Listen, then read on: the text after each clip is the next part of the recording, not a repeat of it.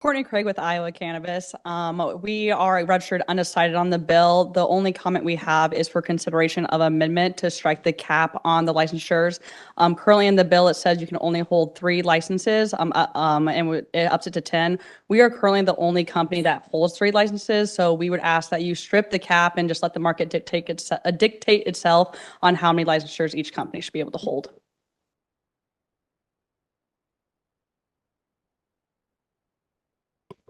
Seth Brown, Iowa Medical Society. We're undecided on the bill. Dane Schuman, represent MedFarm Iowa. We're registered undecided on the bill.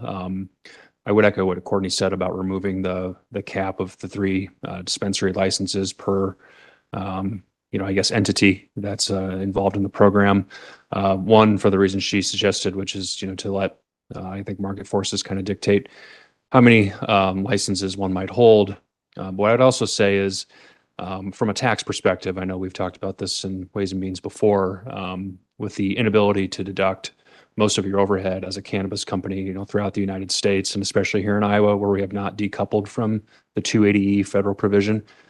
It will be very difficult for a dispensary to operate in this state unless they are attached to a company that is also manufacturing cannabis, which in MedFarm's case, we of course do here in Des Moines.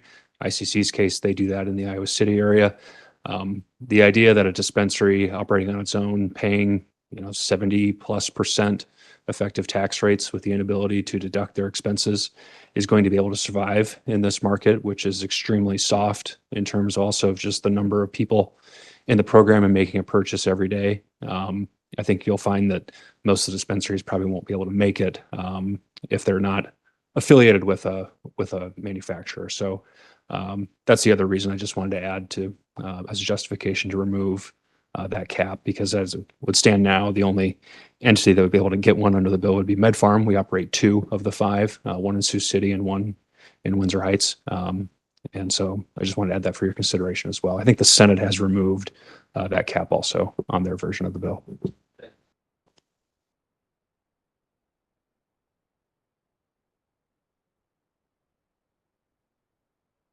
Hi, representatives. Thank you so much for bringing forward the study bill that you have before you today as it relates to expanding the licensures for dispensaries in our medical cannabidiol program.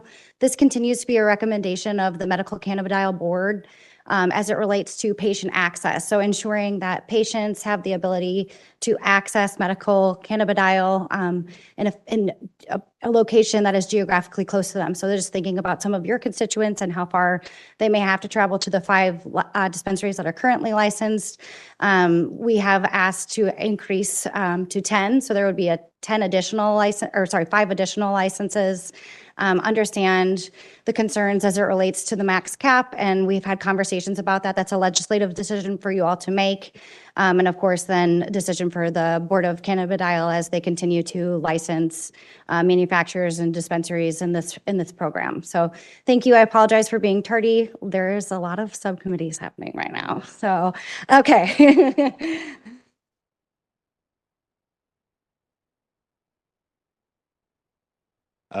Phil Jennery with the Iowa Hemp Coalition. We're registered opposed to the bill. Primarily, this bill would prop up a federally illegal product while hemp is federally legal. The state has passed a bill heavily restricting the hemp industry here. And with the potential increases where the state's trying to prop up a product that, as others have said, getting these tax breaks, I mean, you could increase to 500. They're not going to sustain it with the inability to deduct these, their taxes. So what we would like to see is the state help what is federally legal in hemp to loosen up some of the restrictions from business owners here in Iowa that have had to close stores because of this, and many people going across the border to get their products. So we would like to see the state take some action to help those businesses and people in Iowa get the products that they need here.